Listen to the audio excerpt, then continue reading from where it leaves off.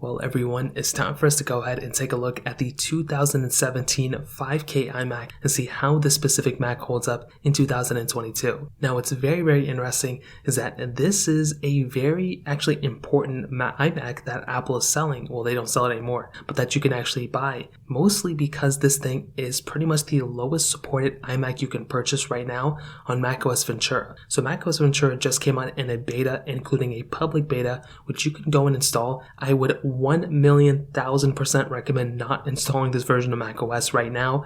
In fact, I probably wouldn't recommend installing it till about 2023. That's when it's going to start getting more, better in terms of, stability and everything. But that is a reason why this iMac is actually kind of important right now, because it is the lowest supported one. Apple has discontinued the 5K 2015 iMac, which is actually my most used iMac. This is the one that I use on an everyday basis almost. And even though it isn't my main machine that I use, it is something that I use with universal control. And that is something that's cool with 2017 iMac, is that you can actually use universal control within it. And I will say macOS Monterey, a humongous update. macOS Ventura is a good update too. It includes things like Stage Manager and different things like that. But I do think with this type of iMac, it sits in its own realm. I don't think most people are looking at this iMac to pick up right now. There are, since we've gotten the M1 and M2 Macs, those are much better options for a lot of people. But if you want to pick up any iMac that you want to buy, links will be down in the description. You can get them from there. You can help support the channel at the same time. Now, starting off with the outside of this iMac, a lot of people would look at this Mac and be like, oh, it looks outdated. It looks like an older one, whatever.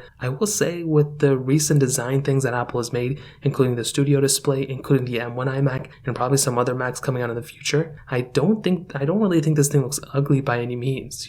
I think a lot of people out there would still be okay with this type of design if they could get a Mac with a decent, amount of performance, with a decent future ahead of it, at a decent price tag, And I do think with this type of iMac, it sits in a really decent spot. That display on the front is still very beautiful. You can give me the 2015 5K iMac that I have that is 7 years old right now. You can give me that same display 10 years later from now, and it's still going to look beautiful. Don't forget, there are lots of 1080p displays that are still being produced and made today, and think about how old 1080p displays are, They don't look that bad. 5K iMac displays are no different. These displays are so great, so much so in fact that Apple just created the Apple Studio display that is pretty much the same thing as the 5K display that Apple made here, and they're probably going to sell that for probably another 5 to 10 years. So I think this type of display looks perfect. On the front, you had that front-facing camera up top, which was cool. You had a pretty big chin at the bottom, and you had a pretty big amount of bezel on it too. But like I said, I don't really think it's that big of a deal.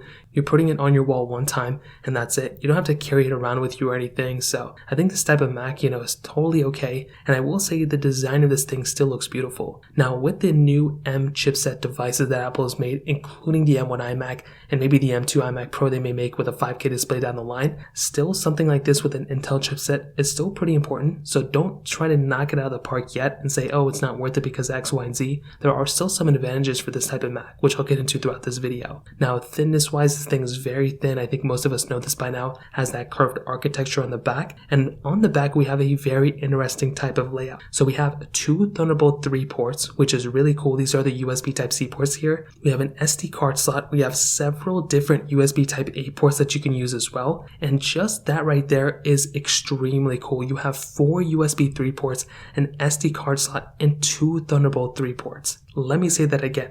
Just having that right there is really cool. So you can easily go ahead and add extra I/O. You can go ahead and just, connect multiple different displays. So much I/O you have in the back of this thing. And this was pretty much like an iMac Pro, to be honest. This was a very solid machine. And just imagining if Apple made a display like this, or even made like a computer like this now with all that type of I/O, is so cool. And this is where I think they're going to take their iMac Pro in the future. So the big difference here, and the reason why this iMac still kind of holds up, is because of the ports. When you look at the M1 iMac, even the most highly spec'd out M1 iMac, you can only get 4 USB Type-C ports on that thing, which honestly is not a deal breaker. I think that's more than enough for me personally, but you're missing things like that 4 USB 3 ports. You're missing the SD card slot. Here you have 2 Thunderbolt 3 ports, which is whatever, but you only get 4 Thunderbolt 3. You only get 4 USB Type-C ports, Thunderbolt 4 on the M1 iMac. So I think this type of iMac in that case still holds up very well in the port selection, and you have an Ethernet port here, which you don't even get, on stock on the M1 iMac unless you spec it up a little bit higher. So in terms of the ports in the outside, I think this iMac still holds up very, very well,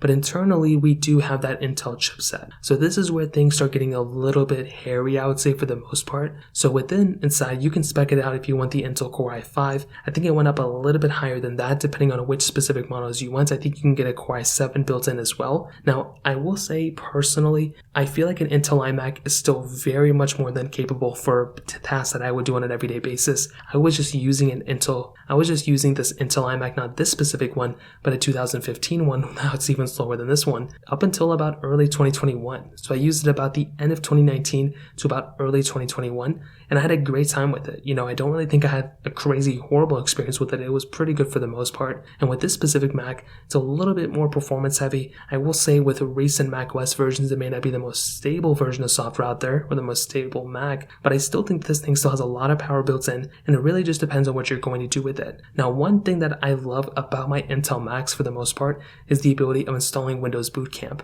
You can install full-fledged Windows operating systems on your Mac that you can actually boot into. Now, I do understand with the M model Macs, you can go ahead and install, software like Parallels or UTM or different things like that. VirtualBox, I think, is another one. And I have set these things up before, but they just don't give me as great of an experience as, Bootcamp. And especially with having a full different operating system that you can boot into rather than having like a window and a pop-up and all this other stuff. I actually like that a lot, and it really helps me kind of utilize two different machines at the same time. I feel like having a virtual machine is cool too, but being able to use Bootcamp is awesome.